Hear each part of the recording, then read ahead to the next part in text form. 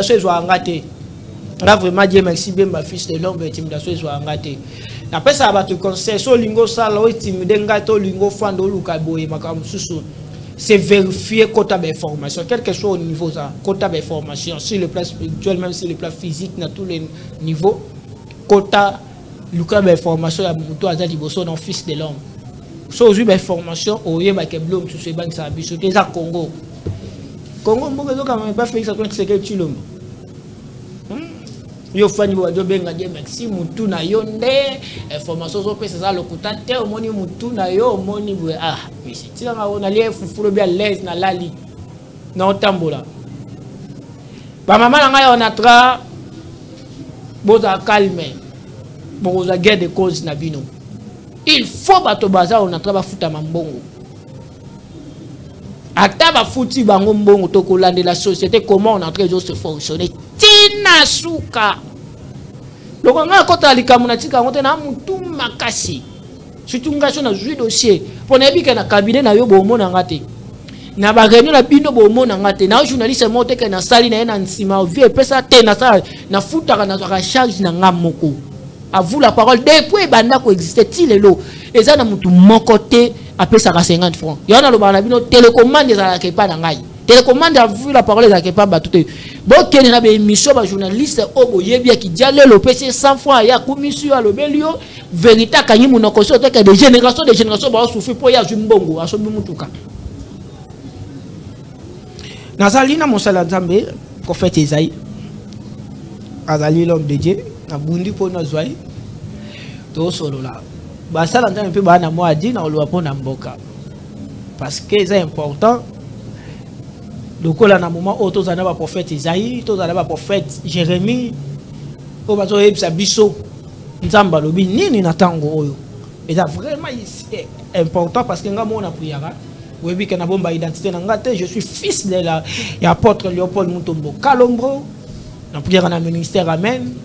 À bientôt semaine wana to banda bomo na ngana oyamba batumbi shai na na dossier amen na kangaki monoko mena oyamba batumbi shai na no sebino déjà dans quelques jours awa na oyamba kese tumbi shai ngamo na zaki obeta tumbi shai bato ba hebi tumbi shai ba bi elongo to beti ba concert za mo ebele to kalisi ngai ke na vrai musicien makasi so ga ministère même ba so ga dumera makasi mona mboka Musa Nzambe bonne santé. Kimia Ngolo Nzambe, papa journaliste munene mbogo. Na MT son a présenté au bien, mais c'est présenté na kombo na église. Nazali l'homme de Dieu, le serviteur de Dieu, le roi de l'Éternel, Esaïe miracle, nazo kamba église CCP, Centre chrétien paix de vie, oui, Swabi na commune Mongafula. OK. D'abord, mboka to kende. Mboka RDC ezamboka Nzamba lingi makasi. Nzamba lingi Congo. Nzamba lingi Congo makasi. Soki Nzamba linga mboka ote mbele déjà éclatement et c'est la makala. Nzamba lingi mboka o makasi, c'est pourquoi azana kati ya kobatela la mboka pe azana kati ya confondre baini ya mboka Congo. Po azama tango Nzamba lingi Congo po bino bozo sambela ou bien po réalité ba congolais bazo vivre ya onezo la Nzamba lingi Congo. Le grand problème est que la RDC c'est un pays prophétique. C'est un pays qui est un don béni de l'Éternel. Oyebi tango bato yembara debout congolais azoyemba o don béni Congo. Ezande don béni de l'Éternel. C'est dire qui a fait ce pays un scandale géologique. Donc alingi mboko makasi. Donc façon Nzamba saeli Congo a akamati bomengo la bamboka mususu azui aye a place na kati ya Congo. Ne ozo expliquer bana bino ke no ba bomengo la biso tozala bomengo belé na Congo. Congo est un pays riche. Mais le Congo c'est un scandale géologique. Il y a tout. Moi peine nda pas zone di mapeka mambozo loba. Ouais, ce qui moi en dimité c'est parce que dans la commune à stand wana te ya koyeba ke non, qu'est-ce que le Congo? Yo pozo ndima, so moi en dimité ma yo pozo kwa ke parce que le Congo c'est un pays solution. Congo. Oui. C'est un pays solution. Congo quand to fandi bon. Je vous informe que RDC ce qui tozui destin na biso à main na guerre au tozana kati ya kubunda parce que tozu bunda guerre à destinée pour namboka ce qui tolongi guerre spirituellement peut tolongi yango physiquement le pays sera peut-être la 3e puissance mondiale après les États-Unis, l'Union européenne et aux la RDC. To bunda guerre à destinée. Oui ouais. Na banane. Toto bundela bango na Congo. Basé belé oyebi bango. Ce que guerre toto bunda debi no bosa mela nzambe alo bani. Nzambe ya Israël oyo lelo azam nzambe ya Congo ayebisi biso ete Congo esepela. Parce que bientôt là mboka esokota na kati ya ripo. Mboka esokota na kati ya kana nango. Mboka esokota na période nango ya réjouissance. Peuple congolais a na kimia nzamba sa yoki kolela na yo azo pangoso binsoli bientôt là. Congo. Tout sur le dossier à guerre c'est la République démocratique du Congo, dossier à Constant Mutamba, je suis à Ville à Kinshasa. Église to komi wapi. Mais talon lolo to la guerre. Kabila ça déjà na Goma. Oui, je suis informé en temps réel sur toutes les questions politiques où s'est passé dans Katiamboka na biso. Kabila komi na Goma, c'est Dieu qui fait tout ça. Kabila komi na Goma. Oui, Dieu fait tout ça.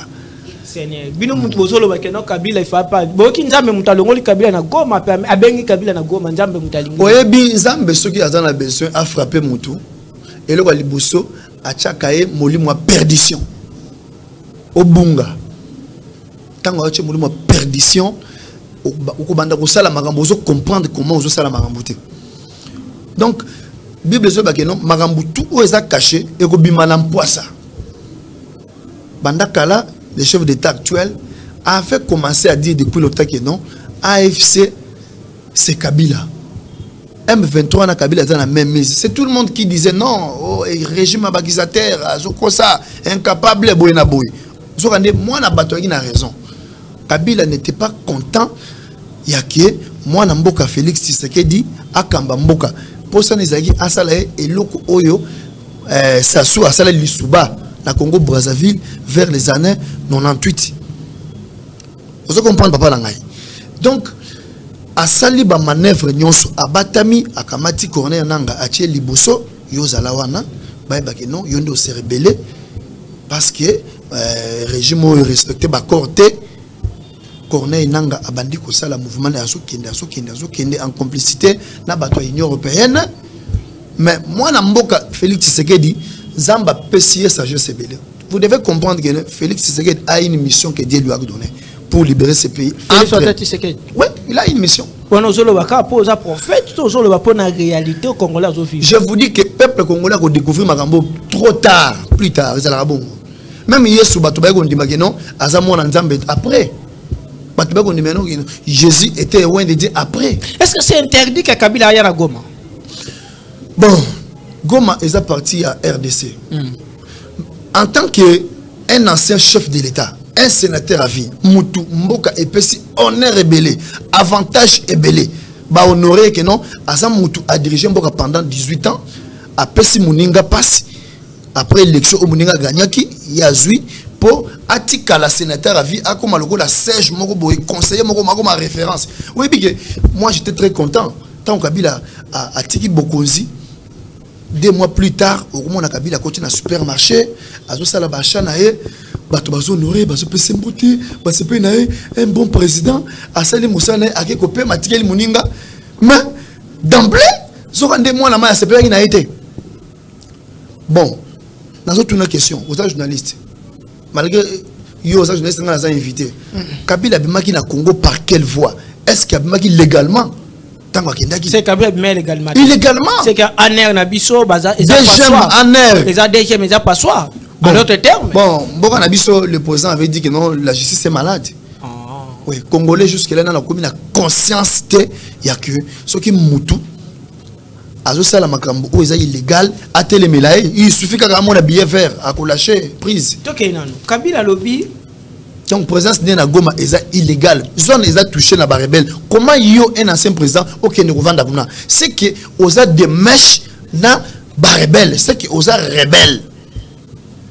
Conclusion yangwana. Donc abatamiti fin de fin abimi na mpoisa que non j'étais dans la coulisse c'est qu'on abimi na mpoisa boy ba non c'est moi le président ya M23 AFC. Kabila lobby par rapport à na discours on a 12 propositions appelées ça lobby dictature, détournement et à lobby sous par rapport à manque de liberté d'expression. Donc on a dictature. Vous faut que notre régime actuel quoi dictature ça toi la dictature est comme élevé. Dieu merci. Kabila ne peut jamais nous donner les leçons sur ce qui concerne la démocratie. Kabila. Oui. Kabila c'est un grand dictateur. Ah. Oui, à l'époque Kabila, en 2016, je me souviens, époque Oyo, balinga ki ba misa état d'urgence ou ba prisonnier ba sevadaka. Il suffit kaka ozo les kabo bazo interpeller no bato renseignement, ba contrôler le téléphone ayo. Je ne sais pas sur Boussan. C'était comme ça. Je me souviens un ami de moi a été appréhendé la téléphone ayo, il a carte one sco ba chaki moi carte RDC ba chaki ba trace boy. Oh monsieur yo ozo kabo la Congo, ni to côté na téléphone ayo. Bakanga na victoire à côté maison communale, baboto la téléphone, baboto la mbongo.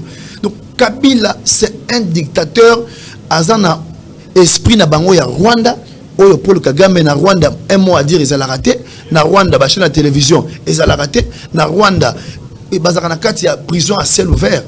Kabila bomi aussi, Chimanga. Kabila abomi cercle Kapangala oyo ya catholique. Kabila a tué des gens dans ces pays. On n'avait pas un mot à dire, on n'avait pas la démocratie. Congolais attendent le lot, azo le mal contre le chef de l'État. Ils ont une gratitude. Parce que le chef de l'État actuel, Kadoua Liboso a pécibiso, ils ont liberté d'expression. Kadoua Liboso démocratie, ils ont ma classe na Congo, oui. Démocratie, ça lit. Oh, démocratie à haut niveau. Nous avons le bango sur démocratie. A commencé à plus que démocratie. Ah bon? Parce que dans un pays où nous sommes le bara, où il y a n'importe quoi. Libertinage, il y a Congo. Donc, démocratie dans RDC, moi je peux dire que non, limite dans un coup de l'équipe. Kabila ne peut jamais dire que tout ça est dictature. Oh. C'est lui qui était dictateur. Félix Tshisekedi, c'est un grand démocrate. Exilé, ça c'est un régime. Non, le problème c'est quoi? La démocratie d'ailleurs dans un état de droit, c'est un état où les textes doivent être respectés. Il y a des journalistes, des renoms de Mozana. Aux autres, la télévision, ou bien à l'émission Boye, au bandit qu'on va marambo, on va prévenir. Ceux qui vont interpeller au prophète, mais tu seras arrêté. Ils ont des dictatures. Le problème est que dans la démocratie, on doit respecter les lois. Lorsqu'il n'y a pas respect des droits, ta place c'est la prison. Et d'ailleurs, moi je vous informe que Batuna Bakangamite. Oh! Moutamba la prison est belée. Mais opposant tout le monde doit être égal à la loi. Même c'est ça la démocratie, c'est ça l'état de droit. L'état de droit, il n'y a pas d'impunité. Bon, élevé à détournement, pourcentage dans les camps. Depuis détournement, question de détournement dans le régime Oyo, je peux vous informer que ces régimes détournent peut-être des millions. Mais les régimes de Kabila ont détourné les milliards. Ah. Régime il y a Kabila, hein, détournement et salemi. Mais actuellement quand même on peut détourner Boye, journaliste on a détourné à l'époque il y a Kabila, on a détourné, mais on te tue. Christian Bossé, mais combien de fois a été Bambata? Combien de fois a risqué Liwana Banamour à l'époque? Tu vois, régime Oyo, détournement et Kozangati. Parce que Congolais n'ont pas eu conscience collective de gérer choses publiques. Mais époque à Kabila, détournement, Oyo Salemaki, Luzolo Bambi avait décrié à l'époque où il était le ministre de la Justice. D'ailleurs, il créait un problème. À l'Oba que la RDC perd chaque année 15 milliards de dollars. 15 milliards. Mais n'habitez actuellement ceux qui ont comptabilisé, tout comme détournement, il y a un milliard par an. Kabila a détourné l'argent, n'a pas Kabili nae makasi. Et ça n'a souvenir ya malamu ozalango pas Kabila. Bon, souvenir ya malamu oyo ngana ozalango pas Kabila. Oluka. Jusque là nazomona souvenir. Nazomona souvenir ya malamu te oyo Kabila salaki. Oluka vraiment souvenir avec muto sali 18 ans na pouvoir. Mais yo oluka souvenir ya malamu na ye. Souvenir à Malam Oyo ngai na mona et pas naïe et ça peut-être à l'époque il y a Matata Pogno hein Oyo on a pu stabiliser tout à dollars de 2012 à 2015 les taux étaient stagnants au niveau il y a $1,920 francs congolais. Des souvenirs il y a moi Malam na mona qui kaka wana en tout cas j'ai pas bonne mémoire so ya mabeni nous anamo. Bon, Yamabe, oh, il y a eu pendant 18 ans. Et ça, il y a que Kabila Lingaï Congoté. Kabila Lingaï Congoté. Joseph. Jour au comme on a Kigali. Ok? Au comparé Kigali et Kinshasa. Au Lila. C'est comme si Kabila était un envoyé. Il y a Paul Kagame a détruit Awa à Bongsa Rwanda. S'il vous plaît, c'est trop dire. Est-ce que vous avez une gratuité et enseignement na Rwanda est obligatoire depuis longtemps? Mais lui, la constitution du 18 février 2006 a garanti l'enseignement de base et ça la gratuite. Mais avec Kabila, on va appliquer à côté. Même dans 3 provinces, Tchaka et Zala, ils n'ont pas pu réussir Yango. Donc, cela implique que à l'ingaki gratuité et ça le matin. Les enseignants étaient mal payés. L'enseignant était payé. Je me souviens peut-être à l'époque c'était $60. Pourquoi? Attends que ça va bien bien Minerval, ils allaient à l'école. Glody, Yaza Moussala Nzambe. Yaza prophète. Vous comprenez? Yaza vraiment prophète. Toi quelqu'un a aligné wana. Naba école privée. Minerval les en dollars, bon et belé, pauvre, bas moyen à côté mais tant les dignes fils du pays, des pères et des mères, ailleurs l'habiter, bande konanga, il faut batanga classe, il y a offélé. Comme ça, même parents oyo, aza bien payé, aza la possibilité à malongate, attendre ça moi en aïe. Tu vois un peu? Alors, autant là que, et le kouana ils ont combattu, époque il y a FCC cash. Mbonga banseigné ils ont détourné par ancien ministre il y a finance c'est là il y a la gouli et qui n'a eu kingakat et pas yemay donc aujourd'hui on a que FCC cash ba frena qui vision chef de l'État pendant presque 2 ans à ça la miété donc Kabila tika olinga Congo ce qui peut aller Congo comment il peut que ça la insurrection rébellion baboma batuna est il est rébellion. Mais c'est lui. Le président. Mais il faut justice à confirmer. Yozela, Dieu est en train de les confondre. Au moment où je vous parle, dans le niveau de Goma, guerre ce que ça m'a cassé entre Bango, Bissimoa, Nanga, Kabila. La minute où Kabila est pour récupérer Fontaine, Nanga n'est pas d'accord. Oh. Bissimoa n'est pas d'accord. Oh. Makenga Sultan n'est pas d'accord. Oh, Nanga m'a publié à féliciter qui a arrivé à Joseph Kabila. Et l'autre côté, Bazana guerre entre Bango Baza divisé. Et d'ailleurs, j'en appelle au gouvernement, il faut bien FRDC à ça l'offensive. Banyata Bango Bapanzana parce que Kabila Azana vi moulaï souté. Kabila Azana vi moulaï. Peut-être année aussi là. Kabila. Pour préparer ma tanga. Peut-être année où il a été. Je vous dis que peut-être année. Alors, le dossier n'est pas justice, le dossier n'est pas justice. C'est ça d'accord? Normalement, notre Dieu c'est un Dieu juste. Nous avons la justice makasi. Vous avez non, les justes juges.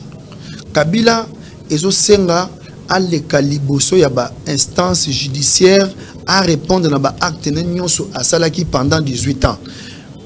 À part ba acte ou à commettre pendant 18 ans, ba acte ou à continuer à poser. Lelo bande kwa Goma bazana pété, bande kwa Bukavu, na Masisi, Walikale, na Rutshuru.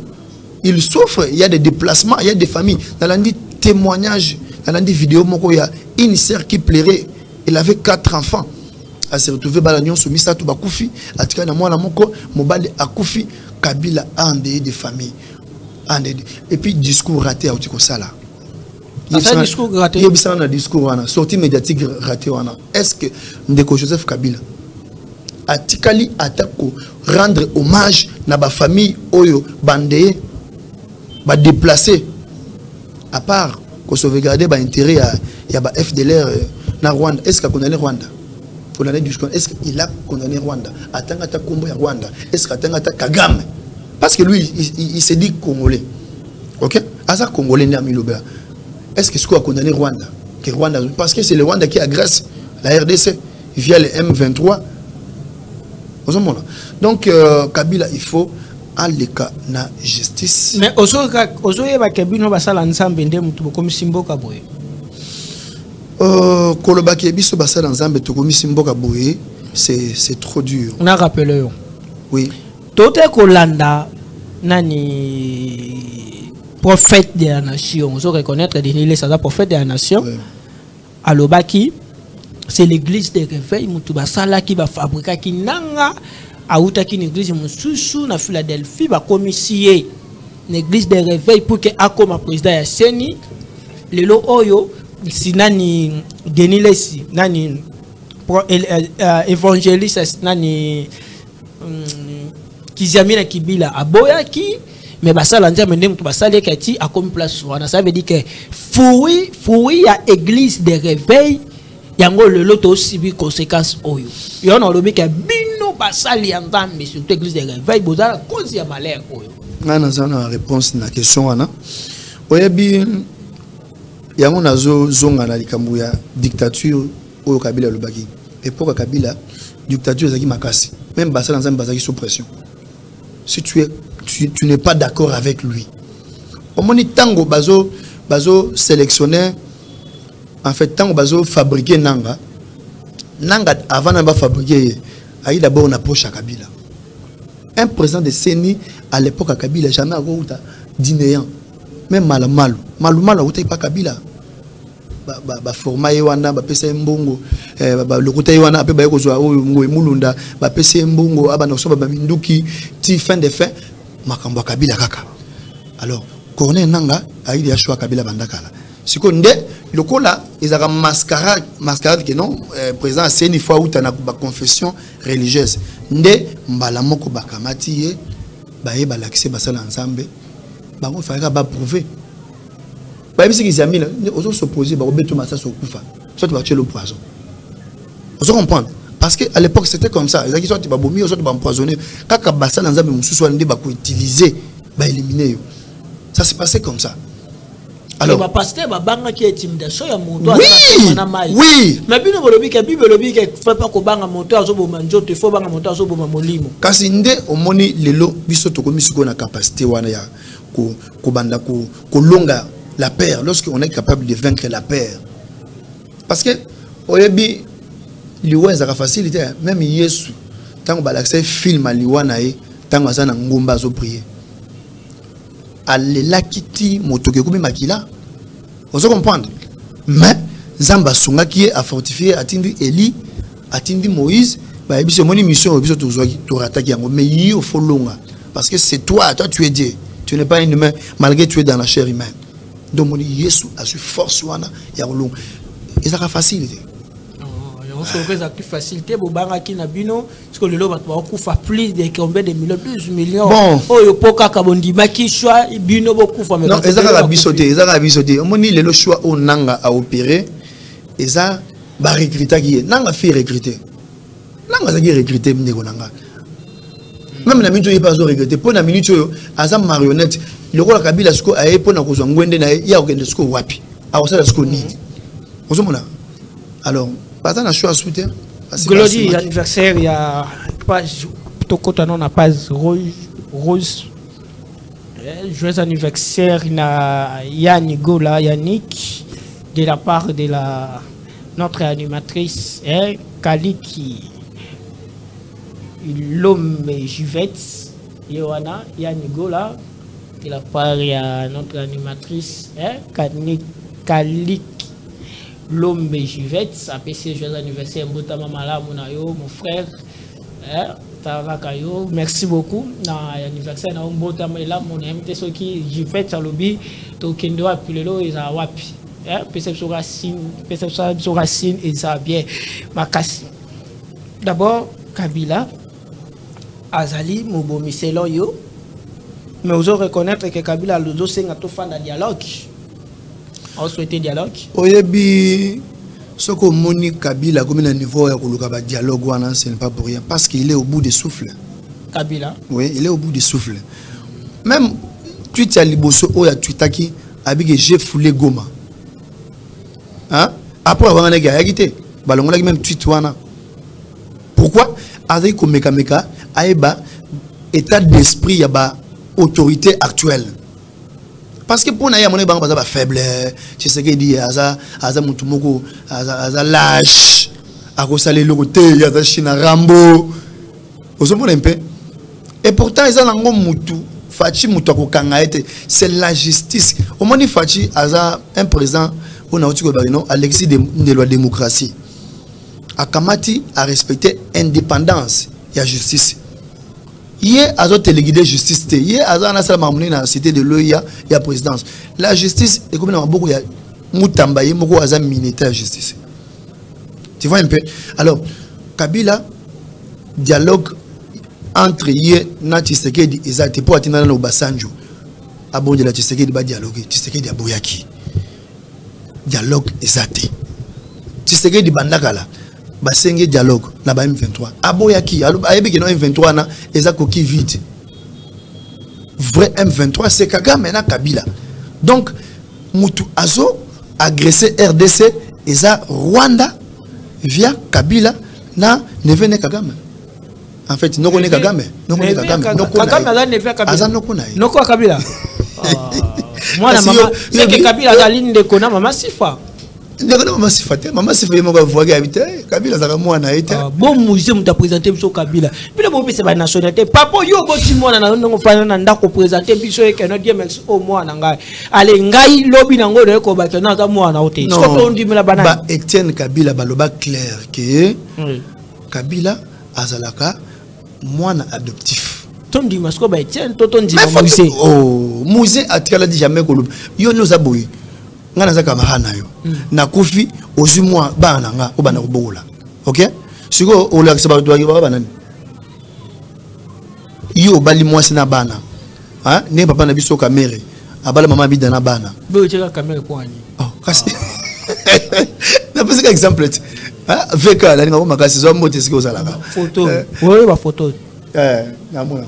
Papa na mona titande bilongi bakokani. Ah bon gars ni tala zolo wana na zolo Laurent Désiré on est différent. Général Yosko zoa papa wana. Général.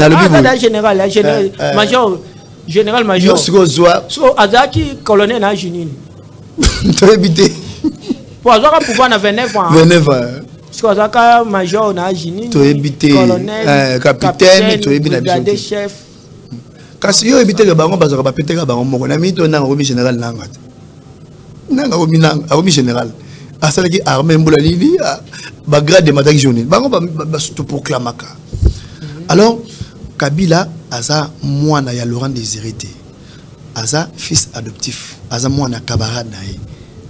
Tu vois un peu aza mwana camarade nae. Alors so ozana bana ozo bokola okuka bolaka bana te ba o aza mwana ya camarade be mwana ndeko baka mwana ngande ka mere tango basambisaka ya lobaka batuno tsoko mbe d'enfant alobaki na bana ya mida na bana nyonso asangisaki ezala ka bongo.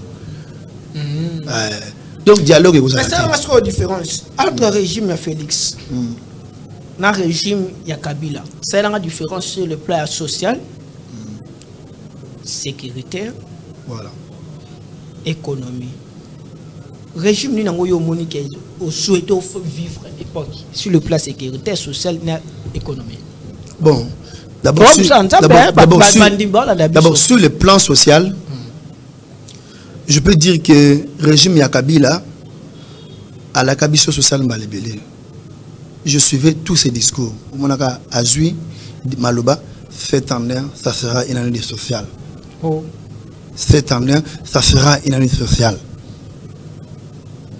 Mais social ango tout cas le mot langote ndeko nazala pour ça d'abord ou expliquer biso na bandimi en fait na ba téléspectateurs ba social les anines social ezali l'amélioration des conditions de vie et ya ka ndengenen et ya ka au moment où il y a création des emplois au moment où il y a l'amélioration des salaires ningo za bo journaliste munene na chaîne au salaka oyo si on te paye par exemple $400 ce qui va doubler $800. Si le social n'a pas bougé ou bien bouger. Il faut bouger. Tu vois? Alors, époque, il y a Kabila. Au il y a social et militaire. Ils ont niveau ni. Parce que Laurent Désiré payait un militaire à l'époque Mbongo Ebele. Banda 18 ans. Kabila a changé le salaire et militaire. Ce qui n'a qu'aussi, les téléspectateurs, benga ou soit ba juger négativement. Kabila tikala ko bouger salaire ya militaire salaire ya enseignant. Kabila a tikala ko simba salaire ya enseignant a tikali na salaire ya je pense bien 80 000 francs. Tant que Fachi Azoya a bougé salaire ya enseignant tina niveau ya 300 000. Les lots ba 400 000 sans compter oui 400 000.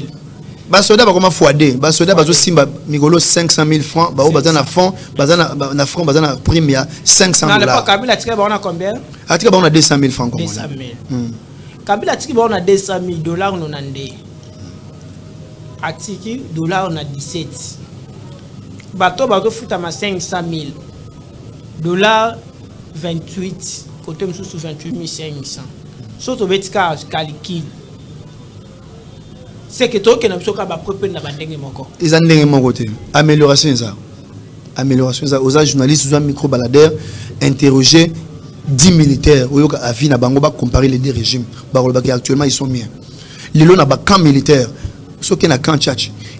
Fachi atongi hôpital il y a norme, il y a standard international na camp tchatch. École na camp tchatch. Ils ont un niveau ba école climatisée. Époque Kabila bilo organiser la quitté. So que na ba canyons, ok na ba kankokolo, il y a des cantines populaires. Bilo ko uti na kanyamba kasese. Oyibi bilo ko wana banda bana na bakei, bana oyo kanyamba beta masasi a bakuluna. Lelo bana wana ba recruter bango ba koma na service national. Bana na lelo ba komosa ba menuiserie, ba sala bilanga ba koma utile. Bana wana jeunesse oyo Kabila lo bela o jeunesse abandonnée. Bana ba koma utile avec Fachi.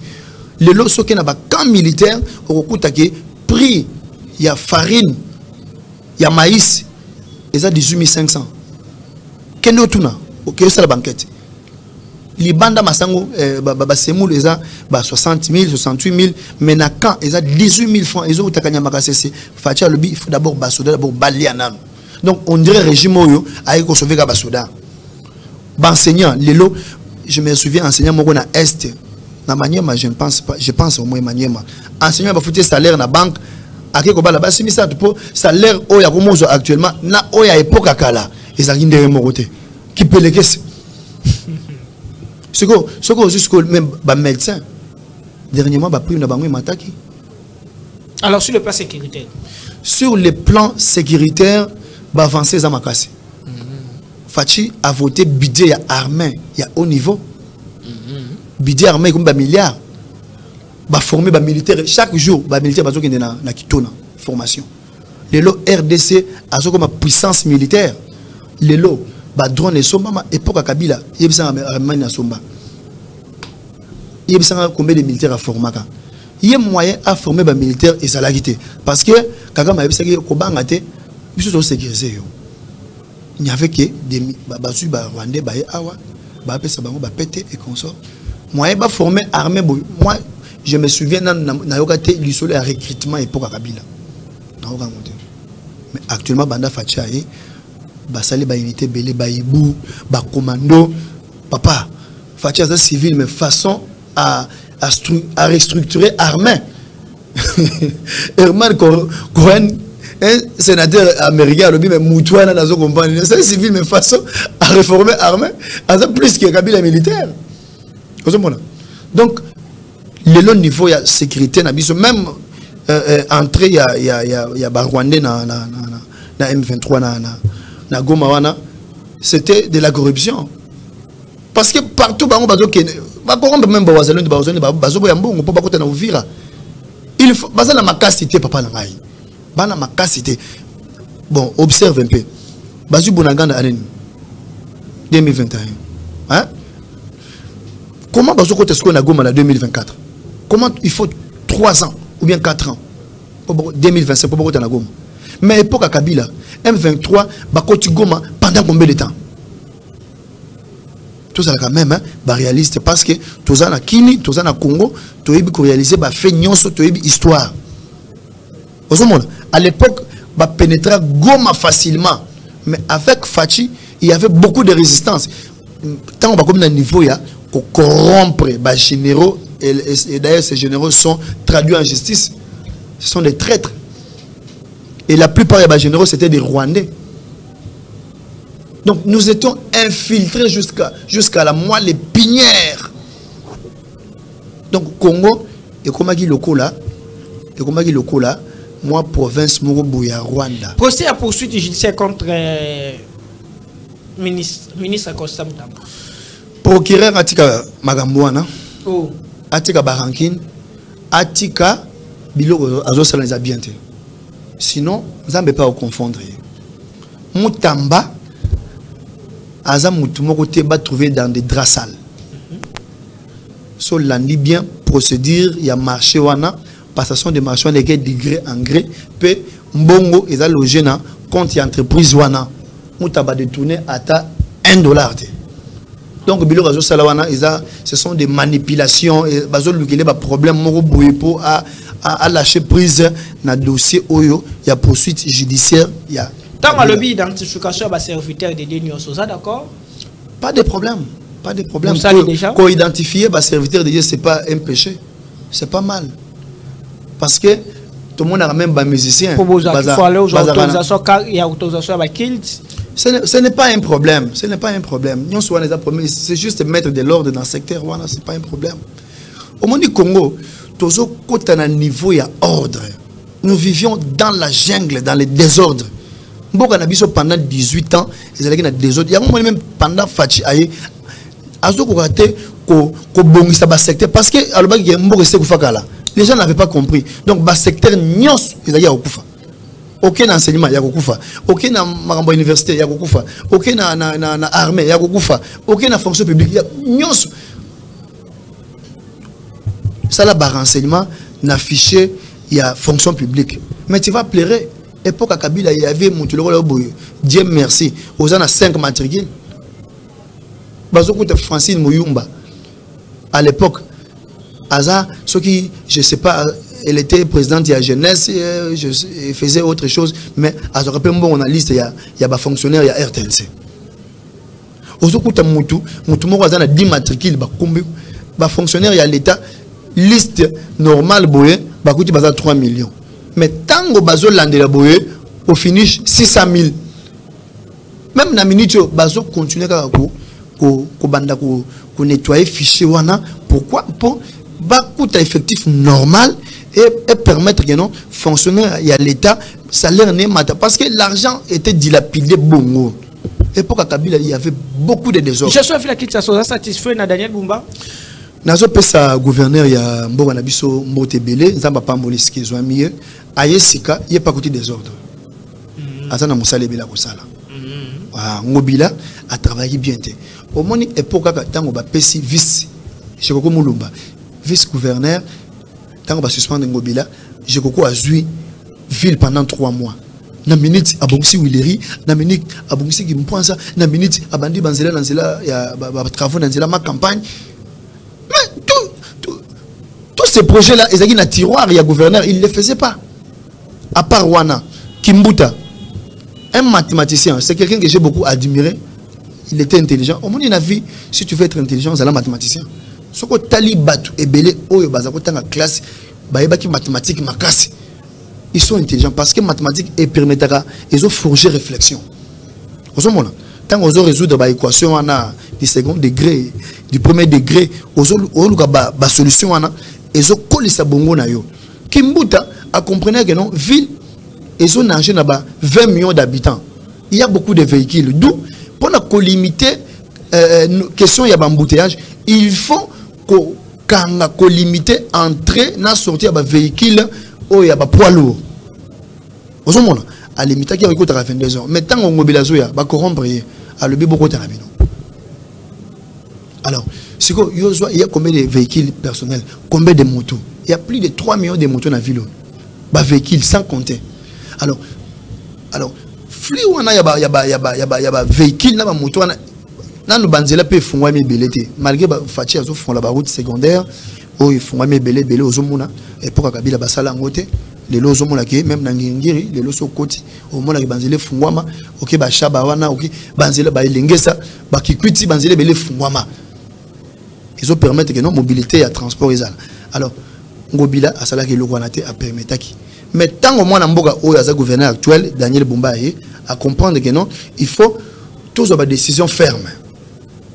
to limité entrée à ba véhicule na sortie à ba véhicule wana aux autres dans la province il y a ba poids lourd et puis tant qu'on bloquant na moni quand même moins différence semaine passée na utaki Stevert tina rond-point pas d'embouteillage na uti sous rond-point tina na bitabe pas d'embouteillage donc pour le moment quand même aux moments là que banzela wana kangama rozune zela ipen solution mususu onga na ko sungae à appliquer Isaiah Kotonga, ba séparateur na ba artère routière nyonso ya minene net ba passer net ba nzela ozo uta route Matadi il faut ba tonga pe séparateur tina niveau ya Matadi mayo il faut ba ça là c'est parce que ba chauffeur na biso mito ça la bien des autres déjà créer ba troisième bande comme ça.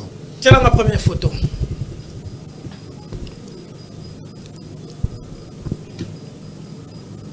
Cardinal Ambongo. Oui bien.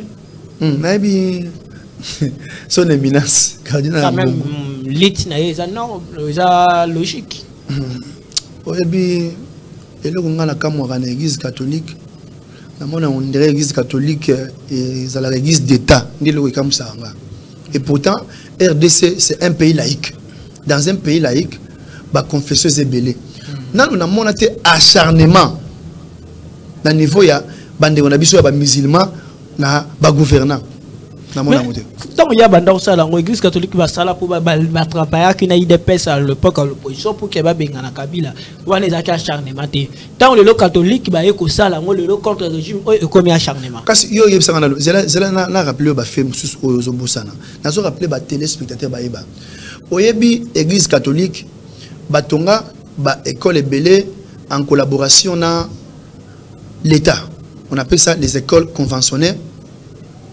catholiques, protestants ou kimbangistes. C'est que dans l'école, on a l'État dans la même mise.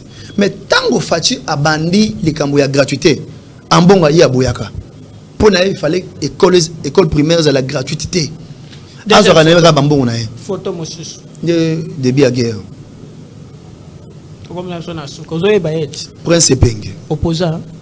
Prince Penge, c'est un opposant oyo bandi politique. Na niveau ya comme ça la politique il y a un comprendre notion de politique bien te bazana bazo ça la bon là tu as une question à l'époque il y a dans les années 1990 95 96 ti na régime ya Kabila na ba Prince Penge te ngana ko ba Prince Penge tango Fayulu a katani l'élection 2018 ndet na bandi ko comprendre que non tabandi pe côté à la télévision jeune moko Prince Mpenge tout ça ba yebi politique était photo dio anoze bango oze balit na bango yo na ko le benanga te nanga za mutu o azaki frustré pour na carré minier na ye après ba engagé na mosala pa Kabila pour akende ko représenter na rébellion ya ko batama le lorsque Kabila bimi ba komi na guerre ba mi balé ndeko Frank Diongo aza mutu moko falaki tanga zo mona Fati boya fukami kaka zo komisa nzambe po Frank Diongo niveau Kabila a torturé niveau ya mutu azo samba supervision il y a des images oyebi histoire na bien mais nazo kamwa lelo Frank Diongo akoma opposant ya Fati c'est de l'ingratitude photo asuka professeur Mbata professeur Mbata c'est un grand constitutionnaliste bien c'est quelqu'un qui travaille bien pour l'intérêt du peuple coup de chapeau à lui. Merci. Un mot par rapport à l'émission. En tout cas, Nzamba Pambola émission Oyo, eza émission moko Dieu merci bien basala ka émission ne malamu, aza journaliste mo munene. Merci. Aza mutu moko teke faut ba pesa ka mbongo pour alobela. Au moment actuellement et comment ministre aza journaliste naé. Au moment où je vous parle, il y a même des journalistes Oyo bazarambon et pas maman au livre. Parce que ba mitoka ya ba arrière, ba finga ka bato na télévision, ce qui honnêtement même batanga ça sortie médiatique que le Kabila n'est pas congolais. Ba futaka ba journaliste ebele mbongo bo moni bango bazana mbongo ebele o ba ibaki ko ba peso $10,000 o banda ko finga congolais pe azaka fragile na mbongo nengo vandi bo moni $10,000 ko boy o zumba la moko o bande musala bandi ko finga o yibi pero le wa pero C'est quelqu'un qui est recruté, il faut bon par mois. Et pas AFC, Olive, Kabila, Banang, il faut bon. Alors, il faut Fachi. Donc, Fachi na minute, ce qui moutou a une Fachi, Azad bon moutou oyo, Alinga peut-être balou baté. Ça c'est un, de deux, Azad moutou a la vision. Merci beaucoup.